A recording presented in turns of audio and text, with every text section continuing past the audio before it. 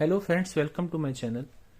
हम लोग सिंटैक्स पढ़ रहे थे, यानी कि वाक्य रचना। इंग्लिश के कॉम्पिटिटिव एग्जाम्स में कुछ सेंटेंसेस आते हैं जिसमें आपको एरर फाइंड आउट करना रहता है। तो हम लोग कुछ एग्जांपल्स के माध्यम से समझेंगे कि इसमें कैसे एरर आ सकता है और कैसे नहीं आ सकता है। कुछ नियम समझेंगे, कुछ रूल को समझेंगे एग्जाम्पल्स के थ्रू। जैसे पहला एग्जाम्पल में देखिए क्या दे रहा है, no work has been done.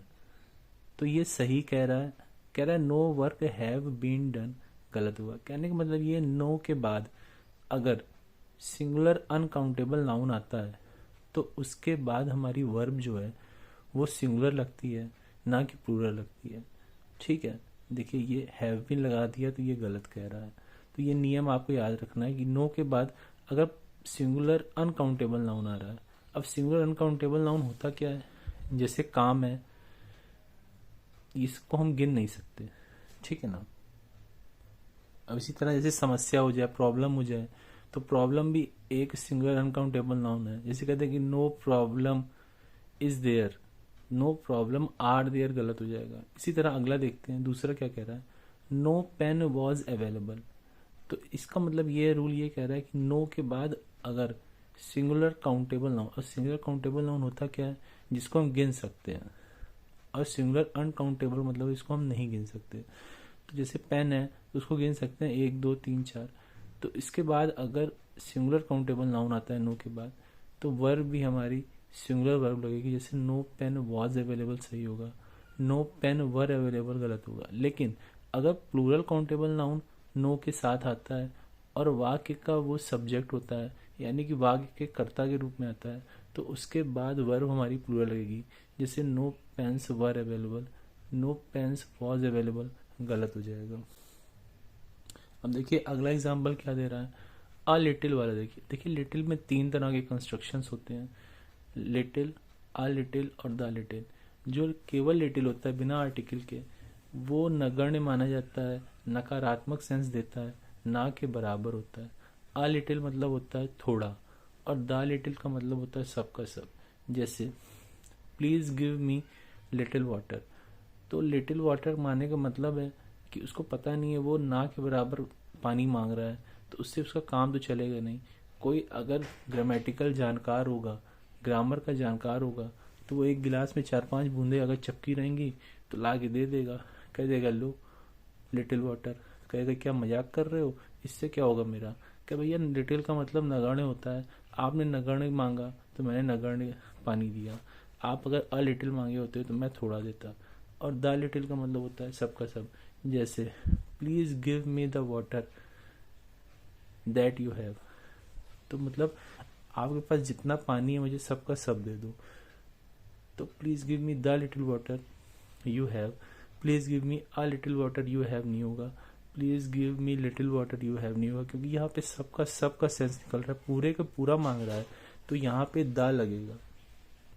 अब देखिए अ लिटिल वाला क्या एग्जांपल दे रहा है, कह रहा है a little work has done. कह रहा है कुछ काम हुआ, तो ये सिंगुलर अनकाउंटेबल नाउन होता है वर्क। अगर ये अ लिटिल के साथ वाक्य के कर्ता के रूप में आता है तो सब्जेक्ट इसका जो वर्ब होगा वो सिंगुलर होगा, हैज बीन लगेगा, हैव बीन नहीं लगेगी। जैसे a little work has been done होगा, a little work have been done नहीं होगा, ठीक है ना। जिसको हम गिन नहीं सकते वो सिंगुलर अनकाउंटेबल नाउन होता है। जैसे पैसा है, काम है, प्रॉब्लम है, दूध है, चीनी है, ये सब चीज़ें सिंगुलर अनकाउंटेबल नाउन के अंतर्गत आती हैं। अगला देखते हैं, a little of the ghee has been sold. तो अब देखिए घी क्या है, घी को हम गिन तो सकते नहीं है, इसलिए ये सिंगुलर अनकाउंटेबल नाउन है, इसके साथ सिंगुलर वर्ब लगेगा, प्लूरल वर्ब नहीं लगेगा। तो a little of the ghee has been sold सही होगा, a little of the ghee have been sold गलत हो जाएगा। अगला एग्जाम्पल क्या कह रहा है, a little of it was described. तो यहाँ पे इट जो है, मान लीजिए कोई मतलब पार्ट है और उसका थोड़ा सा भाग है, तो वो भी तो अनकाउंटेबल ही होगा ना। तो कह रहा है a little of it was described, थोड़ा सा अंश जो है, थोड़ा सा इसका भाग जो है वो डिस्क्राइब किया गया, उसका उल्लेखन किया गया, उसको बताया गया। तो a little of it was described सही होगा, a little of it were described गलत हो जाएगा। अगला देखते हैं, much milk has been sold. अब देखिए सिंगुलर अनकाउंटेबल नाउन है ना मिल्क, तो इसलिए हैज़ बीन लगेगा, हैव बीन नहीं लगेगा। तो much milk has been sold सही होगा, much milk have been sold गलत हो जाएगा। अब ये मच के बारे में यहाँ पे बता रहा है, कह रहा है कि अगर मच के बाद सिंगुलर अनकाउंटेबल नाउन वाक्य के कर्ता के रूप में यानी कि सेंटेंस के सब्जेक्ट के रूप में आता है तो वर्ब हमारी सिंगुलर होती है, ना कि प्लूरल होती है। ठीक है, अगला एग्जाम्पल देखते हैं। कह रहा है not much of the money has been spent. कहने का मतलब ये है कि रूल ये कह रहा है कि अगर वाक्य के कर्ता के रूप में नॉट मच आता है, उसके बाद ऑफ द आता है, फिर हमारा सब्जेक्ट आता है, ठीक है, तो उसमें सिंगुलर वर्ब लगेगी, ना कि प्लूरल लगेगी। जैसे not much of the money has been spent, not much of the money have been spent गलत हो जाएगा। अगला देखते हैं, अगला नियम कह रहा है कि 1/3 of the milk is yet to be sold. ठीक है, अब अगला देखते हैं, 1/3 of the milk are yet to be sold, ये गलत हो जाएगा। कहने का मतलब ये है अगर 1/3, 2/3, 3/4, देखिए 1 रहेगा तो ये थर्ड होगा, फोर्थ होगा, लेकिन अगर 2 यहाँ आगे आ गया तो ये थर्ड्स हो जाएगा, फोर्थ हो जाएगा। इस तरह का अगर कंस्ट्रक्शन आता है और वो ऑफ द से जुड़ने के बाद सिंगुलर अनकाउंटेबल नाउन आता है तो हमारी वर्ब जो है वो सिंगुलर लगेगी, ना कि प्लूरल लगेगी। तो 1/3 of the milk is yet to be sold, ये सही होगा। 1/3 of the milk are yet to be sold, ये गलत होगा। इसी तरह 2/3 of the milk is yet to be sold सही होगा। और 2/3 of the milk are yet to be sold, ये गलत हो जाएगा। अगला नियम क्या कह रहा है, कह रहा है कि अगर परसेंट है और परसेंट के पहले जैसे 10 आ जाए, 20 आ जाए, 30 आ जाए, इस तरह से आ जाए, फिर उसके बाद ऑफ द आ जाए, फिर सिंगुलर अनकाउंटेबल नाउन आ जाए, तो वर्ब हमारी सिंगुलर लगती है, ना कि प्लूरल लगती है। जैसे 10% of the T is useless, यह सही होगा। 10% of the T R useless गलत हो जाएगा।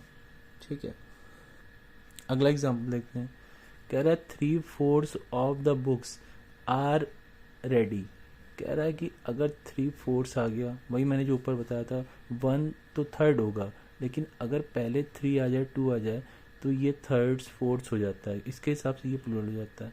उसके बाद ऑफ द आ जाए, फिर हमारा प्लूरल काउंटेबल नाउन आ जाए, तो वहाँ पे सिंगुलर अनकाउंटेबल नाउन बता रहा था, यहाँ पे प्लूरल काउंटेबल नाउन आ जाए, तब वर्ब हमारी प्लूरल होगी, ना कि सिंगुलर होगी। जैसे 3/4 of the books are ready, ये सही होगा। 3/4 of the books is ready गलत हो जाएगा। जैसे मान लीजिए कहीं पे किताबें छप रही हैं, तो वो छपने जिसने दी हुई हैं किताबें, वो गया भैया कि कितनी किताबें छप गई हैं, तो वो उसने कहा कि 3/4 किताबें जो हैं वो तैयार हो गई हैं छप के। ठीक है, इस तरह से 3/4 of the books are ready, ये सही होगा। 3/4 ऑफ फोर्थ, अब यहाँ पे देखिए गलत दे दिया, फोर्थ नहीं है, ये फोर्थ हो जाएगा, यहाँ पे ऐस कर दीजिए इसको। 3/4 of the books is ready, ये गलत हो जाएगा। अगला देखते हैं, 40% ऑफ द स्टूडेंट्स। अब वही परसेंट वाला, जैसे अगर परसेंट के पहले 10, 20, 30, 40 आ जाए, तो उसके बाद ऑफ द आ जाए, तो वहाँ पे तो सिंगुलर अनकाउंटेबल नाउन देखा था हम लोगों ने। फिर यहाँ पे अगर प्लूरल काउंटेबल नाउन आता है, तब वर्ब हमारी प्लूरल हो जाएगी, ना कि सिंगुलर रहेगी। तो 40% of the students have passed, ये सही होगा। 40% ऑफ द स्टूडेंट्स हैज़ पास, ये गलत हो जाएगा। अब देखते हैं 11वां नियम क्या कह रहा है। कह रहा है some coffee is available here. तो देखिए अगर सम के बाद कोई सिंगुलर अनकाउंटेबल नाउन आता है और सेंटेंस में सब्जेक्ट के रूप में आता है, यानी कि वाक्य में कर्ता के रूप में आता है, तो इसके साथ सिंगुलर वर्ब लगती है, प्लूरल वर्ब नहीं लगती है। जैसे some coffee is available here, some coffee are available here, ये गलत हो जाएगा।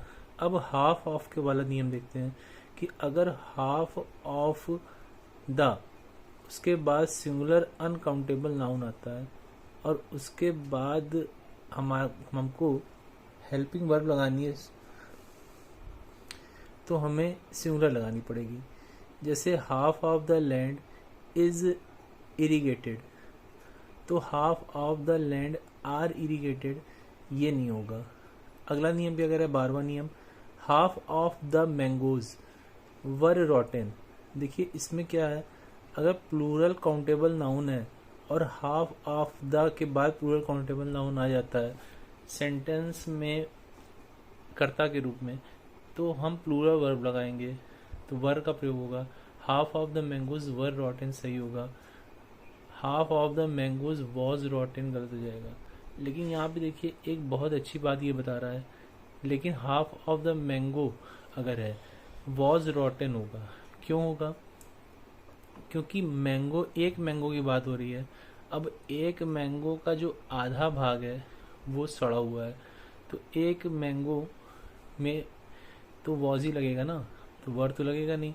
यहाँ पे कई मैंगोज की बात हो रही है, जैसे मान लीजिए 100 मैंगोज हैं, तो उसमें से 50, हाफ ऑफ के कितने हो गए, 50 हो गए, तो 50 मैंगो कैसे हैं, रॉटेन है। ऐसे अब अगला ये क्या कह रहा है, यहाँ मैंगो का प्रयोग सिंगुलर अनकाउंटेबल नाउन के रूप में हुआ है, अर्थात मैंगो ऐसा सिंगुलर काउंटेबल नाउन है जिसका क्वांटिटी संभव है, अतः इसके साथ सिंगुलर वर्ब का प्रयोग होगा। वही चीज जो मैंने बताया। अब नोट क्या कह रहा है, 1/3 ऑफ या हाफ ऑफ के बाद सिंगुलर काउंटेबल नाउन का प्रयोग हो तथा इसके मात्रा का बोध हो, तो इसके साथ सिंगुलर वर्ब का प्रयोग होता है। एग्जाम्पल देखेंगे तो ज्यादा समझ में आएगा। ये वही वाली बात कह रहा है कि सिंगुलर काउंटेबल नाउन, जैसे 1/3 of the wall has been painted.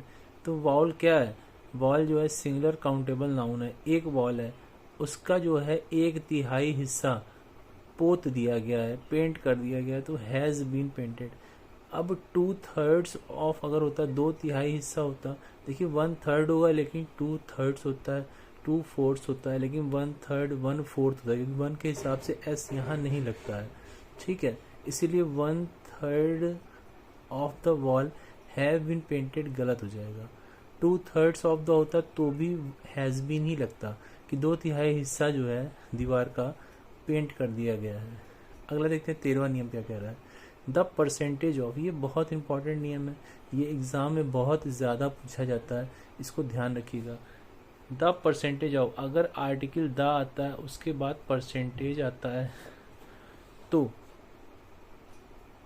Of से जुड़ने के बाद हमारे पास सिंगुलर अनकाउंटेबल नाउन आता है, तो हम वर्ब जो है वो सिंगुलर लगाएंगे, प्लूरल नहीं लगाएंगे। जैसे the percentage of success was very low. ठीक है, ये तो समझ में आ रहा है, क्योंकि सिंगुलर अनकाउंटेबल नाउन है तो सिंगुलर ही लगेगा।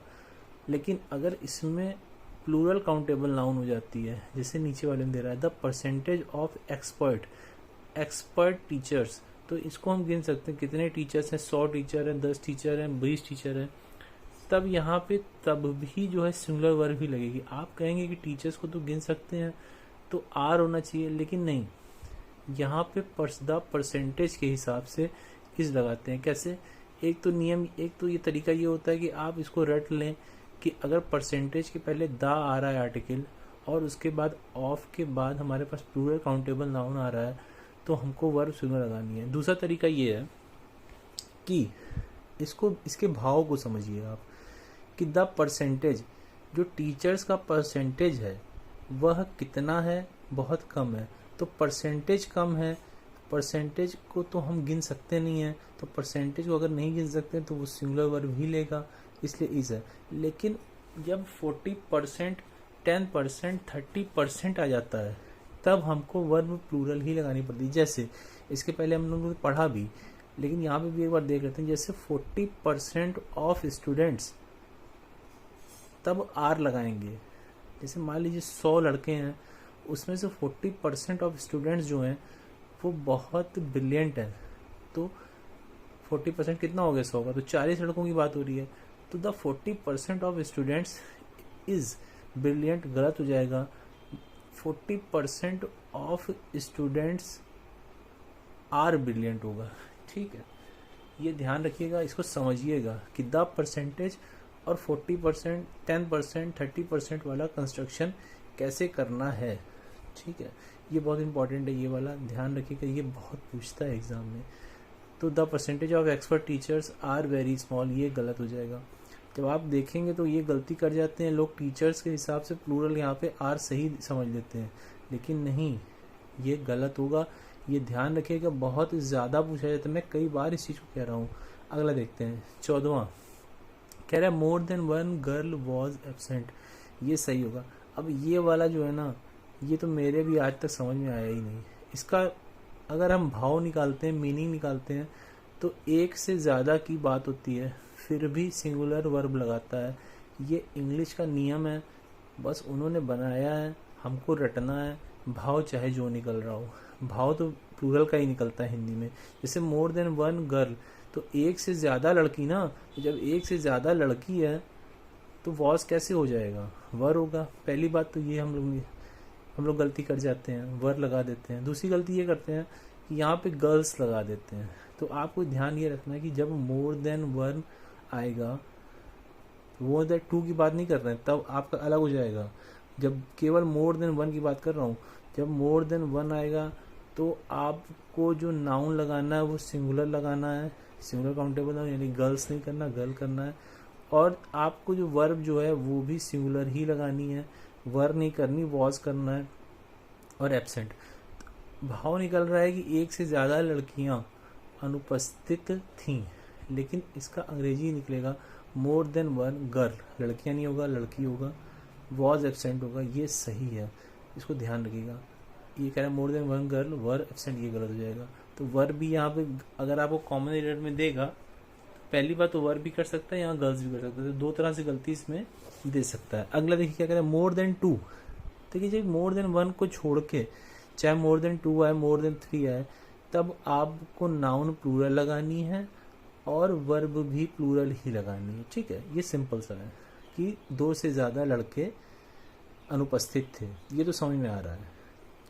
प्लूरल का सेंस भी निकल रहा है, प्लूरल नाउन भी आ रहा है, प्लूरल वर्ब भी आ रही है। तो more than two boys was present, ये गलत होगा। अगला नियम देखते हैं। अब देखिए अगला नियम मोर वाले में ही एक ये बनता है, मोर पेन्स देन वन, मतलब मोर के तुरंत बाद नाउन आ जाएगा प्लूरल काउंटेबल, फिर देन आएगा। वहाँ पे मोर देन एक साथ था, यहाँ पे अगर मोर के बाद प्लूरल काउंटेबल नाउन आता है, फिर देन आता है, फिर वन आता है कि मोर पेन्स देन वन, फिर इसके बाद हमको प्लूरल वर्ब लगानी पड़ेगी। तो इसका सेंस तो आराम से निकल रहा है कि मोर पेन्स देन वन मतलब एक से ज़्यादा कलमें खरीदी गई, तो more pens than one were bought, तो ये इस तरह से बनेगा।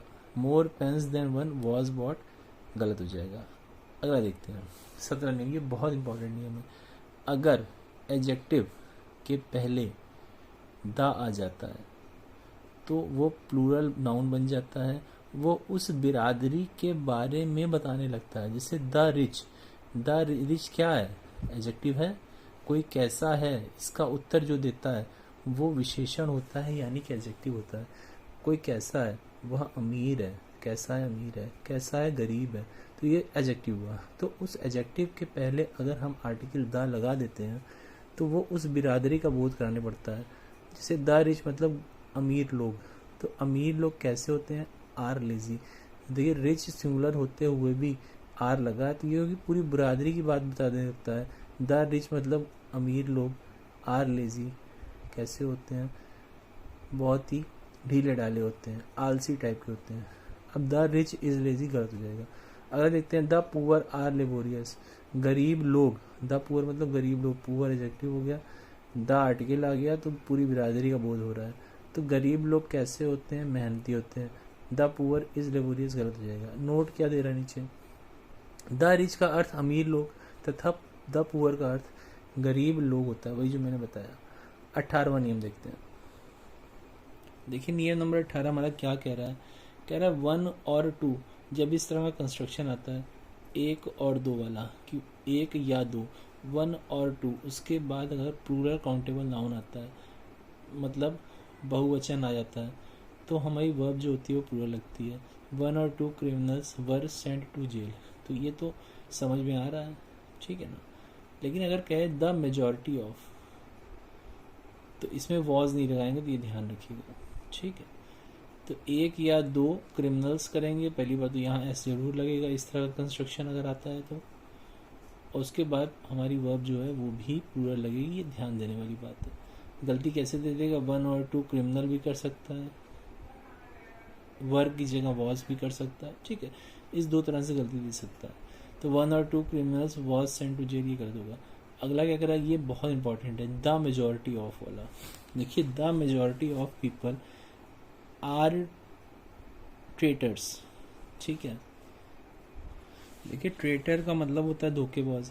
अब हम लोग द परसेंटेज ऑफ वाले से कंफ्यूज होके यहाँ पे इज लगा सकते हैं, ठीक है, जो कि गलत हो जाएगा। पहली बात तो पीपल जो है वो प्लूरल काउंटेबल नाउन होता है, ये आप याद रखिएगा, क्योंकि पीपल्स कभी भी नहीं होता। पीपल का मतलब ही लोग होता है, और लोग में एक आदमी तो आएगा नहीं, बहुत सारे लोग आएंगे, तो पीपल्स कभी नहीं होता, पीपल होता है। पहली चीज़ ये प्लूरल काउंटेबल नाउन होता है, ठीक है। दूसरी चीज़ ये कि ये प्लूरल वर्ब लेता है, और द परसेंटेज ऑफ क्या लेता था, वो सिंगुलर वर्ब लेता था, ठीक है। और प्लूरल हमारा वो नाउन वो भी लेता था। द परसेंटेज ऑफ स्टूडेंट्स, अगर यहाँ पे हम स्टूडेंट्स भी कर देंगे तो भी हमारा सही रहेगा, क्योंकि पीपल से कंफ्यूज हो सकते हैं आप। तो स्टूडेंट नहीं होगा, स्टूडेंट्स होगा, ठीक है, और आर होगा। द परसेंटेज ऑफ वाले में क्या था, इज आ रहा था, यहाँ पे ध्यान देने वाली बात है, क्योंकि वहाँ पे सेंस क्या निकल रहा था, परसेंटेज का मतलब होता है कि वहाँ पे वो प्रतिशत को बता रहा था। तो प्रतिशत हमारा आर तो होगा नहीं, प्रतिशत तो हमारा इज ही होगा ना। लेकिन मेजॉरिटी में क्या होगा, जैसे majority of people are traitors, धोखेबाज होते हैं। जैसे मेजॉरिटी मतलब मान लीजिए कि पीपल में 100 लोग हैं, तो 100 लोग पीपल हुए, तो उसमें से अधिकांश लोग, मेजॉरिटी ऑफ मतलब अधिकांश लोग, जैसे मान लीजिए 70 लोग जो है धोखेबाज हैं, तो 70 को तो हम गिन सकते हैं ना, तो 70 मतलब प्लूरल हो गया, तो मेजॉरिटी प्लूरल हो गई, तो परसेंटेज में तो हम गिन नहीं सकते, ठीक है, इसलिए यहाँ पे आर लगाया है। The majority of people are traitors, the majority of people is traitors, ये गलत हो जाएगा। बहुत इंपॉर्टेंट है, ये बहुत ज़्यादा इंपॉर्टेंट है। एक परसेंटेज, द परसेंटेज ऑफ वाला और द मेजॉरिटी ऑफ वाला, ये बहुत बहुत ज़्यादा कन्फ्यूज़न कर देता है, ये ध्यान रखिएगा थोड़ा सा। अब देखिए अगला नियम है 20वां नियम, ये भी बहुत इंपॉर्टेंट नियम है, एग्ज़ाम में बहुत ज़्यादा पूछा जाता है। देखिए ये आफ्टर क्या है, पहली बात तो इसको समझना पड़ेगा, ये आफ्टर है क्या। आफ्टर एक प्रीपोजिशन है, ठीक है ना। तो अगर कोई भी नाउन आता है और उसके बाद प्रीपोजिशन आ जाता है, फिर सेम नाउन आता है, और नाउन भी आपको कैसा ध्यान रखना पड़ेगा, नाउन सिंगुलर होना चाहिए, प्लूरल नहीं होना चाहिए, ठीक है। एग्जाम में गलती क्या करेगा, प्लूरल नाउन भी दे के गलती कर सकता है। तो सिंगुलर नाउन होना चाहिए, फिर प्रीपोजिशन होनी चाहिए, फिर सेम नाउन होना चाहिए, वो भी सिंगुलर ही। तो उसके बाद हमारा वर्ब जो है वो सिंगुलर होगा, ठीक है। अब इसमें क्या कह रहा है, women after women has come to see my wife, मतलब एक के बाद एक औरत या महिला मेरी वाइफ को देखने के लिए आई, ठीक है ना। तो women after women have come to see my wife, आपको लगेगा कि महिलाएं आ रही हैं, एक के बाद एक महिला आ रही है, तो कई महिलाएं आई तो प्लूरल में हो जाएगा, लेकिन नहीं, नियम ये कहता है कि सिंगुलर नाउन प्रीपोजिशन से जुड़ा हो, उसके बाद फिर वही नाउन आए, सेम नाउन आए, तो हमारी वर्ब जो है वो सिंगुलर होती है, ये नियम है, इसको आपको याद करना पड़ेगा। तो आपको पहली बात तो प्लूरल से नहीं जोड़ना है, प्रीपोजिशन से, सिंगुलर नाउन से जोड़ना है, और वर्ब आपको सिंगुलर ही लगानी है। अब 21वां नियम क्या कह रहा है, 21वां नियम कह रहा है nothing but a tree was there, ये भी इंपॉर्टेंट है। नथिंग के बाद अगर बट आता है और उसके बाद सिंगुलर काउंटेबल नाउन आता है, तो वर्ब सिंगुलर लगाई जाएगी, कि वहाँ कुछ भी नहीं था बल्कि एक पेड़ था। Nothing but tree was there, nothing but trees was there गलत हो जाएगा। तो नथिंग बट के बाद वर्ब हमारा जो नाउन है वो सिंगुलर आता है, और वर्ब भी सिंगुलर ही आती है, ठीक है। अब ये क्या कह रहा है, nothing but trees was there, इसको भी सही कह रहा है ये, तो ये भी सही है। कह रहा है नथिंग बट के बाद अगर प्लूरल काउंटेबल नाउन आता है तो भी उसके बाद हमारी वर्ब जो है वो सिंगुलर ही होगी, ठीक है, ये भी कंस्ट्रक्शन सही है। Nothing but tree was there, वहाँ कुछ नहीं था, पेड़ था, वहाँ कुछ नहीं था, पेड़ थे।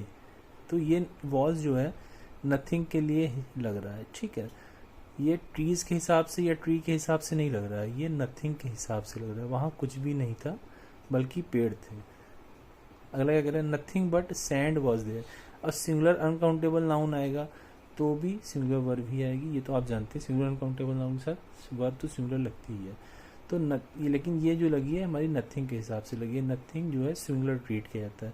तो वहाँ कुछ भी नहीं था बल्कि बालू थी, तो nothing but sand was there, ठीक है। ये तीनों कंस्ट्रक्शन ठीक है। अब एवरीथिंग वाला कंस्ट्रक्शन क्या कर रहा है कि अगर नथिंग की जगह एवरीथिंग आ जाए तो एवरीथिंग भी सिंगुलर ही ट्रीट होता है, ये आप जानते होंगे ना। Everything everybody, no one nobody, anyone everybody, each either neither, ये सब सिंगुलर ट्रीट होते हैं, इसको रट डालिए। तो एवरीथिंग के बाद अगर बट आता है फिर प्लूरल काउंटेबल नाउन आता है तो वर्ब जो रहेगी सिंगुलर रहेगी। जैसे ये एवरीथिंग के हिसाब से लगा रहा है वर्ब, तो everything but pens was available there, ठीक है। वहां पे सब कुछ था बट पेन्स वॉज देयर। अब देखिए इसकी मीनिंग ये लिखेगी कि वहां सब कुछ तो था मगर पेन्स मतलब कलमें नहीं थी। तो आपको बस ध्यान ये देना है कि ये नथिंग बट और एवरीथिंग बट के बाद अगर singular countable noun, plural countable noun, ठीक है ना, और नथिंग में सिंगुलर अनकाउंटेबल नाउन आ जाता है तो वर्ब्स हमारी जो होती हैं वो सिंगुलर ही लगती हैं, ठीक है ना। अब एवरीथिंग के बाद हमारा सिंगुलर अनकाउंटेबल नाउन तो आ नहीं सकता क्योंकि एवरीथिंग को हम गिन सकते हैं और हम अनकाउंटेबल नाउन को गिन तो सकते नहीं हैं। लेकिन नथिंग जो होता है वो अनकाउंटेबल और काउंटेबल दोनों के साथ आ सकता है, ठीक है। अब 22वां नियम कह रहा है, ये भी बहुत इंपॉर्टेंट नियम है, कह रहा है one of the teachers was laborious. अब टीचर्स के हिसाब से लोग प्लूरल वर्ब लगा देते हैं, लेकिन इसका अगर हम लोग सेंस निकालें, भाव निकालें, तो टीचर्स, कई टीचर्स में से एक की बात हो रही है कि one of the teachers was laborious. तो कई टीचर हैं, उनमें से एक टीचर जो है वो मेहनती है, तो इसलिए यहाँ पे ये वॉज लगा। ये भी आपको समझना पड़ेगा, या तो आप इसका नियम समझ लीजिए कि अगर वन ऑफ द आता है और उसके बाद प्लूरल काउंटेबल नाउन आता है तो हमको वर्ब जो है वो सिंगुलर लगानी है, ठीक है। इस तरह से भी समझ लीजिए। अगर one of the teachers were laborious कर देंगे तो गलत हो जाएगा। इसी तरह वन ऑफ देम अगर हमारा प्रोनाउन आ जाता है, ठीक है। अब प्रोनाउन में भी कौन सा प्रोनाउन, प्लूरल प्रोनाउन। अब प्लूरल प्रोनाउन में क्या आता है, देम आता है और अस आता है ना, क्योंकि दे और वी जो होते हैं वो प्लूरल होते हैं, तो इनके जो प्रोनाउंस बनते हैं वो प्लूरल होंगे। तो one of them was a famous singer, तो उन कई लोग हैं तो उनमें से एक जो है वो काफ़ी प्रसिद्ध गायक है, तो कई में से एक की बात हो रही है। तो या तो इस तरह समझ लीजिए, या तो फिर आप ये समझ लीजिए कि अगर वन ऑफ के बाद प्लूरल प्रोनाउन आता है तो वर्ब जो है वो सिंगुलर लगती है, ठीक है। इस तरह समझ लीजिए। इसलिए नीचे वाला देखिए one of them were a famous singer, गलत हो जाएगा। तो ये फ्रेंड्स कुछ ऐसे नियम्स थे, कुछ ऐसे एग्जांपल्स थे जिसके माध्यम से मैंने आपको नियम समझाए हैं, रूल्स को समझाया है। ये बहुत ही इंपॉर्टेंट रूल्स हैं एग्जामिनेशन पॉइंट ऑफ व्यू से। तो अगर आप कंपटीशन की तैयारी कर रहे हैं या किसी भी एग्ज़ाम्स की तैयारी कर रहे हैं तो ये सारे नियम बहुत ही ध्यानपूर्वक पढ़िए, क्योंकि ये बहुत इंपॉर्टेंट नियम है। और अगर वीडियो अच्छी लग रही हो फ्रेंड्स तो प्लीज़ चैनल को लाइक शेयर और सब्सक्राइब करिए। और हाँ, अगले वीडियोस के लिए तैयार रहिए फ्रेंड्स। Thank you.